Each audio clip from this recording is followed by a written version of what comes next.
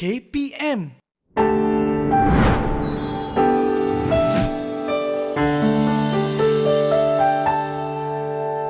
Bismillahirrahmanirrahim. Assalamualaikum warahmatullahi wabarakatuh. Apa khabar semua?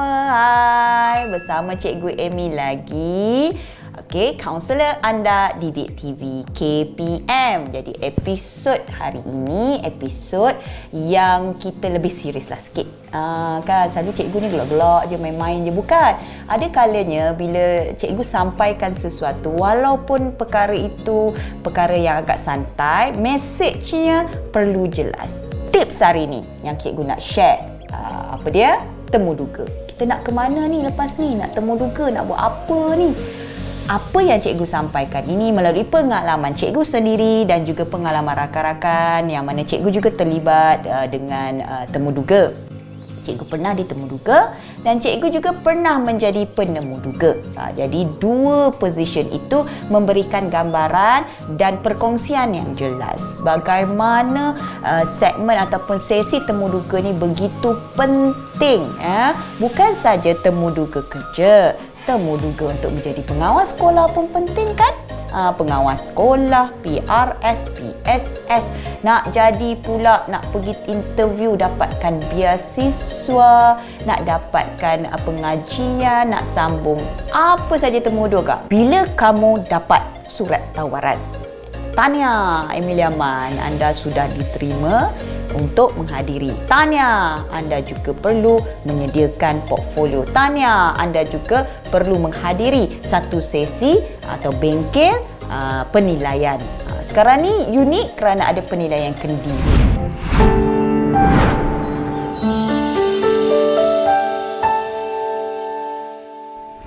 Sebenarnya ramai orang kata, alah fizikal ni kena jaga badan, kita kena sihat, kita kena... Ya, betul sayang. Tetapi ada ketikanya ada jawatan-jawatan ataupun pekerjaan yang memerlukan saiz fizikal yang normal. Jadi apa perkara yang kamu perlu lakukan adalah kamu perlu membuat kajian. Cikgu, kajian tentang pekerjaan tu ke ataupun kajian? Okey, contoh. Cikgu dapat tawaran sebagai pegawai perhubungan awam di satu syarikat. Syarikat itu pula syarikat swasta yang terkenal. Sangat sukar untuk menilai pengetahuan kamu berdasarkan apa yang kamu dapat daripada internet. Jadi apa yang cikgu akan lakukan adalah, jika kamu betul-betul nak memahami atau mendapat pekerjaan tersebut, kamu akan mula menghubungi syarikat tersebut. Mungkin pekerjanya, mungkin pegawai yang in charge-nya, dan mungkin sedikit maklumat tambahan berkaitan daripada orang-orang yang kamu kenali. Itu lebih jelas. Sebab itu ada syarikat yang membuat penilaian kendiri terhadap personality. Contohnya, temu duga nak masuk ke asrama. Baru-baru ini anak cikgu temu duga masuk ke asrama. Dia bertanya satu soalan yang walaupun anak-anak ataupun anda semua rasa kelakar, rasa lucu lah cikgu. Dia tanya saya, boleh tak berjauhan dengan ibu dan ayah? Contoh. Dia tanya saya pandai tak mencuci kasut dan baju sendiri? Jadi jawapan kamu mestilah pandai, sebab kamu nak masuk asrama. Tetapi ada murid yang memang dia tidak pandai dan dia jujur, dia akan letakkan tidak. Jadi apa kesannya? Dia tidak dipilih untuk ketemu duga seterusnya. Kerana penilaian kendiri ni dilakukan secara spontan. Dia ada masa dan juga kamu perlu tahu, rupanya tak kenalah. Rupanya pekerjaan ini rupanya perlukan orang yang berpersonaliti begini. Kerja ini perlu orang yang pandai berinteraksi. Jadi apabila kamu dah ada maklumat dan semua dokumen itu perlu diselaraskan. Sediakan, rancang dan praktis. Selaraskan menggunakan apa? Kita tidaklah boleh membawa satu kertas macam ni je sayang. Saya maklumat saya sikit saja. Satu ini saja tuan. Nampak sangat tidak profesional. Jadi melalui temu duga, cara kamu menyampaikan dokumen dan resume kamu juga perlu. Saya ada terima satu dokumen, walaupun hanya temu duga beasiswa di salah satu kolej swasta, dia menghantar kepada saya untuk disemak. Perkara pertama yang saya lihat adalah gambar. Mungkin bagi penemu dengan saya sangat pentingkan gambar kerana itu menandakan bahawa murid ini faham ke tidak apa yang diingini oleh penyumbang ataupun penemu duga itu. Dia letakkan gambar berukuran pasport dan gambarnya mestilah formal walaupun tidak dinyatakan secara jelas. Apa yang anak murid saya lakukan adalah dia letak gambar selfie. Dia letakkan gambar yang paling cantik. Dia kata, cikgu, gambar perlu paling cantik.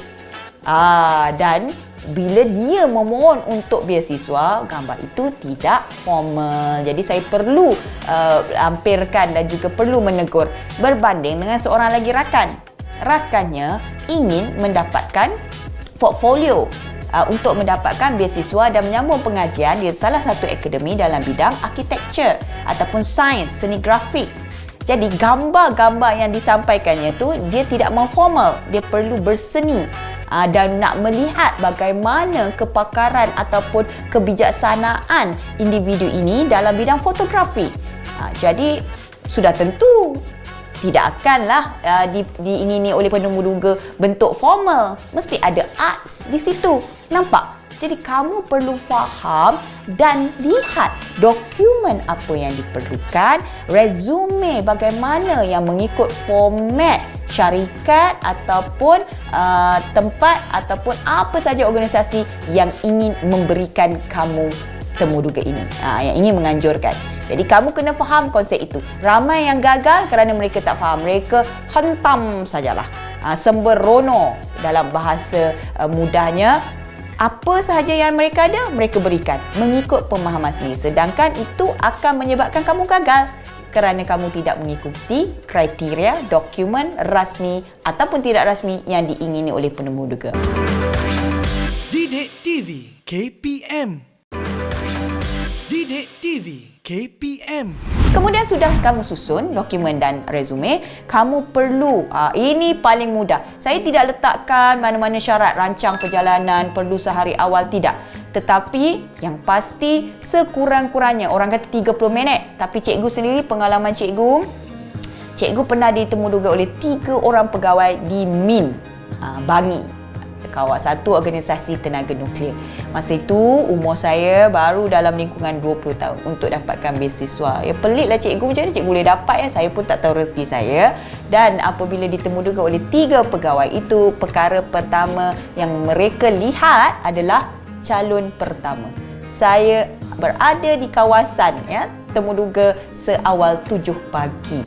7 pagi sedangkan temuduga pukul 9 pagi. Saya selesa berada lebih kurang 1 jam ke 1 jam 30 minit. 30 minit bagi saya ruang itu tidak cukup untuk saya tarik nafas, untuk saya melihat sekurang-kurangnya ada beberapa informasi yang saya boleh dapati, sumber-sumber yang jelas. Mungkin saya boleh bercakap dengan pengawal keselamatan, siapa CEO-nya, hari ini siapa penemuduganya, bagaimana karakternya, bagaimana jiwanya, apa yang perlu yang ni.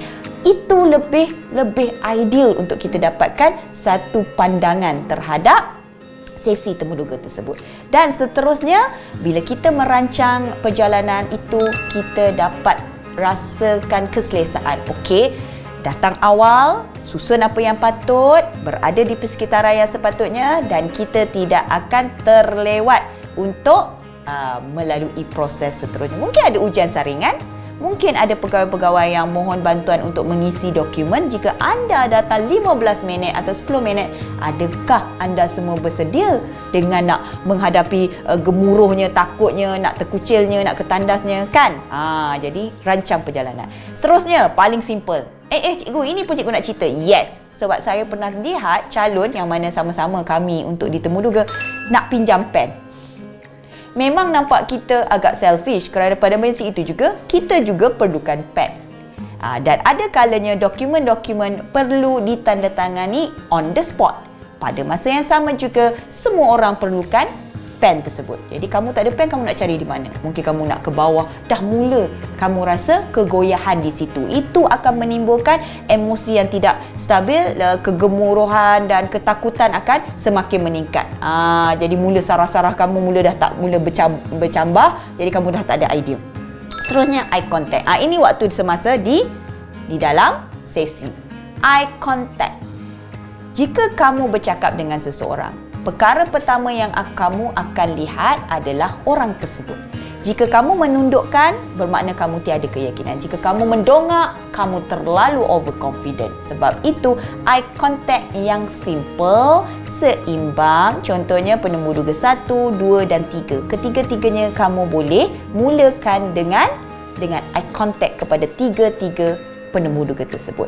Selepas itu, apabila kamu sudah selesa dan melihat suasana itu dalam keadaan yang stable, untuk kamu senyum. Jangan datang-datang masuk ramai yang calon kata cikgu, saya terus-terus masuk senyum je cikgu. Boleh, tetapi janganlah orang kata senyum-senyum sepanjang masa. Senyum kambing. Masuk, senyum sebentar, beri salam, Assalamualaikum, selamat pagi tuan, puan, izinkan saya duduk. Itu juga perkara yang memberikan impression pertama terhadap calon ini. Ini pula saya nak sentuh tentang baju. Ada satu ketika yang paling saya teruja apabila disampaikan mesej oleh pensyarah saya pada masa itu, selepas saya berjaya melalui temu duga bersamanya. Dia kata, apa yang membuatkan ramai yang tidak diterima kerana pakaian terlalu overreact. Pakaian terlalu terang. Ada yang pakai baju bunga-bunga macam nak ke pantai. Ada pakaian terlalu ketat. Sehingga penemu duga tidak selesa. Ada pula pakai tumit tinggi sampai terjatuh. Memang banyak cerita-cerita peristiwa lucu, tetapi saya tidak mahu audience ataupun anda semua melalui perkara yang sama. Jadi pakaian yang disukai ataupun sesuai dengan temu duga adalah pakaian yang lebih formal, kemas, warna-warna pastel, tidak terlalu menonjol, tidak terlalu ketat dan tidak terlalu nampak tidak selesa. Pakaian ni penting kerana mungkin perjalanan temu duga itu 30 minit, 40 minit, mungkin ke 1 jam. Dan apabila kamu berpeluh, contohnya kalau lelaki pakai baju kemeja berpeluh di bahagian armpitnya ataupun bahagian dadanya, sangat-sangat tidak profesional. Ini akan memberikan ekspresi yang tak menyeronokkan. Terutama kalau jenis kita ni mempunyai badan yang berbau ataupun mengalami selalu yang peluh yang banyak, itu pun akan menimbulkan rasa unpleasure lah. Kamu kena ingat perkara itu. Walaupun kecil, cikgu tak nak fikir yang besar-besar sangat. Yang kecil-kecil ini juga akan memainkan peranan yang penting dalam proses temu duga kamu. Didik TV KPM. Didik TV KPM. Seterusnya, suara. Suara yang jelas. Suara yang jelas ni bukan menjerit. Assalamualaikum, apa khabar rakyat jelata? Itu sebenarnya nak buat persembahan, nak buat teater, nak bagi debat. Tidak. Tetapi lantang, sesuai dan juga kamu mesti clear. Satu patah. Tetapi tidak bermakna kamu perlu cakap, saya bernama, tidaklah, mengantuklah si penemu duga tu. Clear but crystal clear lah maksudnya. But tersusun. Tersusun ni bermakna anda semua faham dan juga orang lain faham. Penyampaian yang sangat-sangat impresif adalah penyampaian yang penuh dengan input tetapi masih lagi ada sense of humor. Tidak apa, tidak ada masalah untuk kamu tambahkan sedikit, tetapi janganlah overreact daripada penemu duga. Penemu duga mungkin bertanya secara santai dan jika boleh, kamu tidak juga perlu menjawab secara santai. Kamu boleh menjawab secara formal tetapi dengan lebih, orang kata, lay back, relax sikit. Jadi kamu kena relax, okey? Bagaimana juga kamu perlu pastikan suara kamu tidak terlalu tegang. Cikgu, macam mana tu suara nak tegang macam mana? Seperti mana penyanyi, dia ada high note, low note. Bila kita ditemu duga, suara kita perlu ada kelonggaran di situ. Ada masa kita perlu tarik nafas, relax sekejap, duduk dalam postur badan yang betul, kedudukan yang kamu selesa supaya semua idea-idea diberikan dan disampaikan dengan bertepatan. Cikgu nak share ada satu ketika bila cikgu menemu duga seorang calon untuk menjadi seorang pendidik. Bagaimana calon itu sangat-sangat cikgu ingat. Saya sebagai seorang pendengar ingat penyampaian yang disampaikan apabila dia menceritakan bahawa dia ingin menjadi guru kerana dia ini seorang yang sangat tidak pandai. Saya terpegun dengan jawapannya. Saya tidak pandai. Waktu sekolah saya memang tidak dipandang oleh mana-mana guru, dan saya juga tidak tahu membaca sehingga darjah 3. Nampak? Ya, jadi apabila saya mengajar diri saya sendiri, saya tertarik untuk menjadi guru kerana saya nak sampaikan mesej itu melalui pengalaman saya, kerana saya tahu apabila murid ini mendapat celik akal, insight untuk belajar sendiri, dia akan lebih berjaya. Dan apabila dia diabaikan oleh guru-guru, dia tidak mahu, bukan bermakna dia berdendam, tetapi dia menjelaskan bahawa pengalaman dia mengajar supaya dia tidak menjadi guru-guru tersebut. Dan sekarang dia adalah seorang tokoh guru yang sangat-sangat hebat.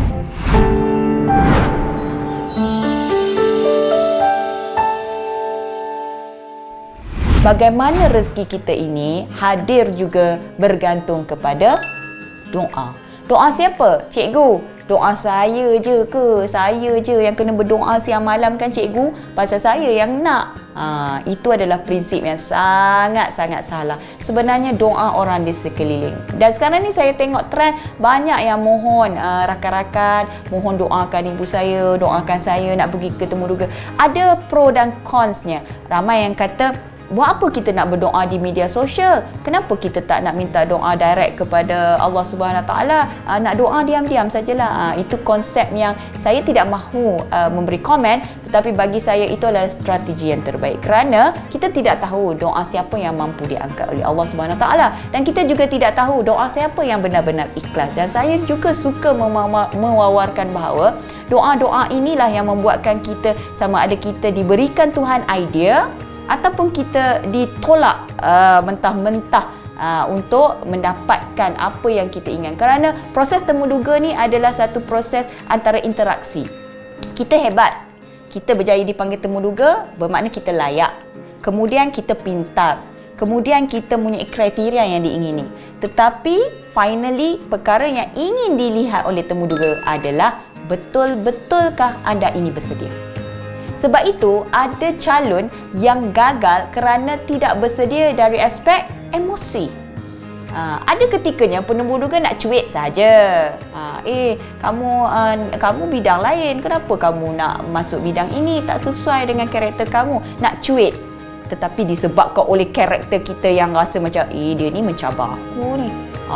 Ini macam nak perli ni. Tuan, saya sebenarnya, kita terus menjawab dengan rasakan bahawa tidak perlu kita memikirkan tentang apa? Tentang si penemuduga. Yang penting aku ni. Aku adalah calon yang terbaik antara yang terbaik. Itu salah. Sebenarnya cara kita mempromosikan diri perlu dengan cara beradab dan berhemah.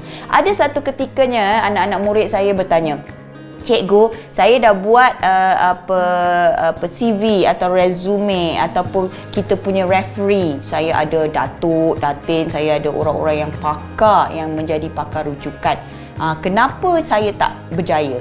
Adakah kerana melalui temuduga ini sahaja? Sebab itu saya katakan, anak murid semua, pengetahuan anda perlu bernas. Kebanyakannya perlu mempunyai pemikiran aras tinggi.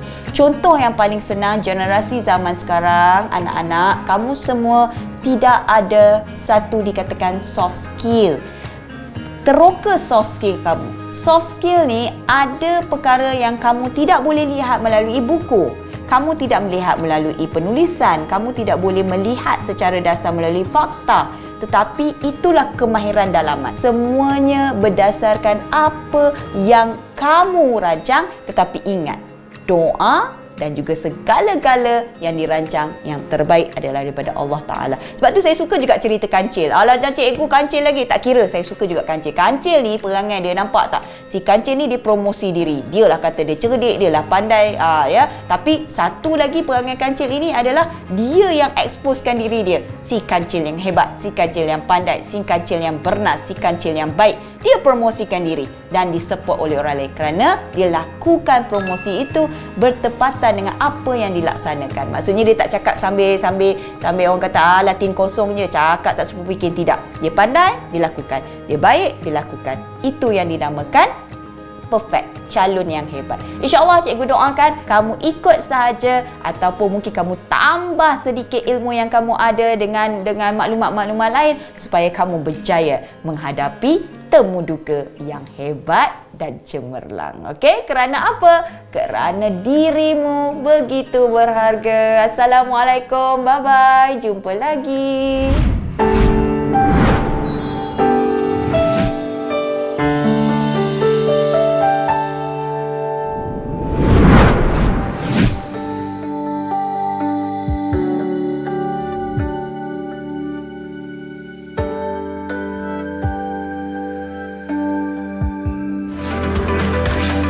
Didik TV KP